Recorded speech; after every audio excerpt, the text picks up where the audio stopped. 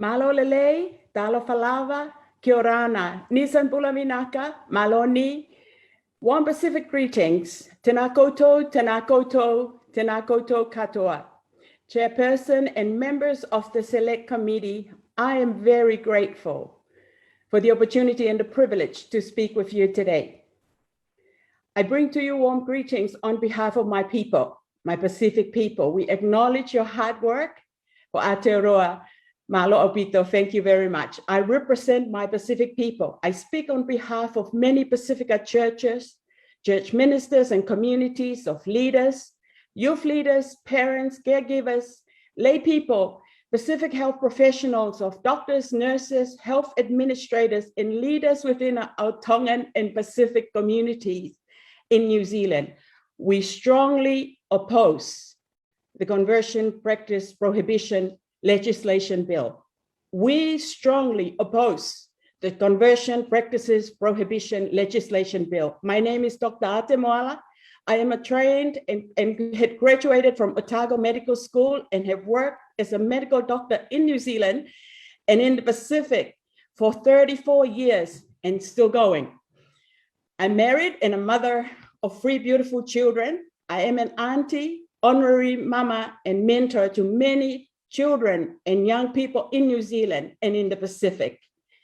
We are alarmed that this bill has been introduced and pushed through so quickly during a crisis of COVID lockdown when New Zealand was in level 4 lockdown and still in lockdown. Our Pacific people are busy trying to look after their families because of the fear of COVID. Having to do a submission to your committee at this time is the last thing that is on our mind, but we have to come. I'm coming on the behalf of my people. Our strong opposition to this bill is due to the fact that the implication of this proposed bill, if passed, are so chilling and very unsafe for our Pacific people, our families, our communities, and our whānau, our beautiful children. This bill, if passed, will unravel. It will destroy the fabric and strong foundation of our Pacific families and New Zealand society. We fully oppose this bill because our parental rights are being abused and we will be criminalized under this bill. We are concerned that there are no clear guidelines around parental rights, no age guidelines as to when a child can decide they want to transition or to change their gender. As parents, health professionals, and leaders of our communities, we have lovingly walked alongside our young people, including our own family members who had gender dysphoria and their families for many years. Under this bill, we will not be free to function in our role as healers.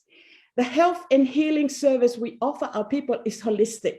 We treat body, mind, soul, and spirit.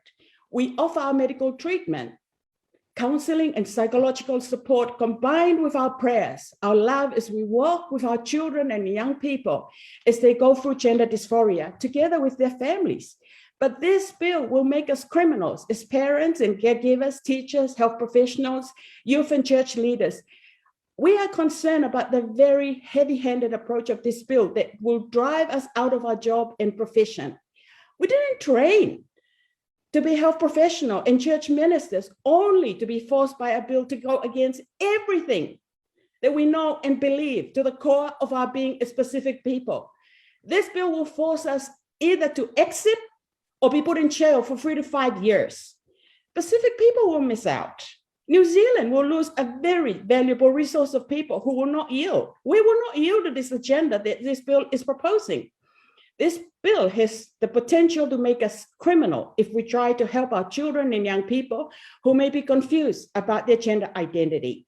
Because if we counsel any child or teenager who may want to consider a gender transition against their wish, we would be liable to be criminalized in this bill. Because if we tell the truth to our young people or the children, if we tell them that 80 to 95% of those with gender dysphoria will revert and accept their biological natal sex by the end of puberty. If we tell them that under this bill, welcome to jail. Hundreds of years, gender dysphoria is known as part of pubertal development process. What is new, though, you may not be aware of, what is new is that this transgender ideology has been pushed upon our young people, especially our beautiful teenage girls, as young as 10 to 12-year-olds. This transgender ideology has been pushed through TikTok, social media, and transgender clinics that deliberately alienate our loving and caring parents from helping their children. Committee, this is cruel. It is brutal and inhumane to give these young people who may be confused about their gender identity, and while their brain development is not yet complete, to put them on puberty hormone blockers that will arrest their pubertal development. This bill alienates us, parents, leaders, doctors, if we counsel them against their wishes to transition. These loving parents and our caring Pacifica communities will be deemed criminals under this proposed bill. Our children are very vulnerable under this proposed bill because while they're young, they are very vulnerable to being coerced. You're right. This bill, it will make our children, it put our children to be very vulnerable because they will be coerced, they will be tempted to do this, to go on these hormone blockers, and 100% of these will eventually take cross-sex hormones and proceed to transgender surgical procedures that will harm them irreversibly, emotionally, physically, and mentally. Under this bill, these dangerous medical procedures can be done without the parents' consent and support. There is no long-term data available. I hope you know that on these puberty blockers and the irreversible impact on brain and bone development. Studies have shown that 100% of children on hormone blockers progress to cross-sex hormones, and we don't have the reliable long-term data on the efficacy and safety of this treatment. So it's irresponsible and dangerous to experiment on our young children with these high-risk medical procedures that will lead to irreversible outcomes, including infertility. This bill promotes that gender-affirming therapy is the only acceptable approach for gender dysphoria. We know that it's still very experimental. We do not know the long-term outcome of this experimental therapy. There's already a growing number of those who have reversed. Let me just finish. Sure. There's ruling overseas. Yeah, let me finish. It's okay. I just haven't finished.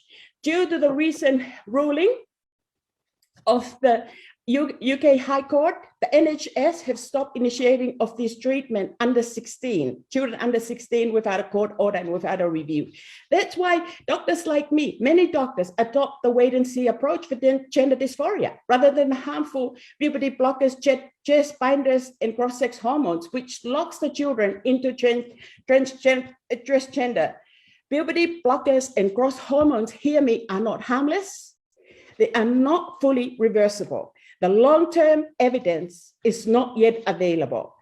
Can I just say to you, as Pacific people, we have not been consulted about this bill before it was carried out. We are disappointed that the way this process lacks integrity. It has not been transcribed into Pacifica languages. Chris Fafoy and our MPs somehow forgot to tell the government that Pacific languages is our primary languages. English is not our first language. So how can we engage in a process that alienates us? Our Pacific communities and leaders want this government and our Pacific MPs to know that we have been betrayed by this government.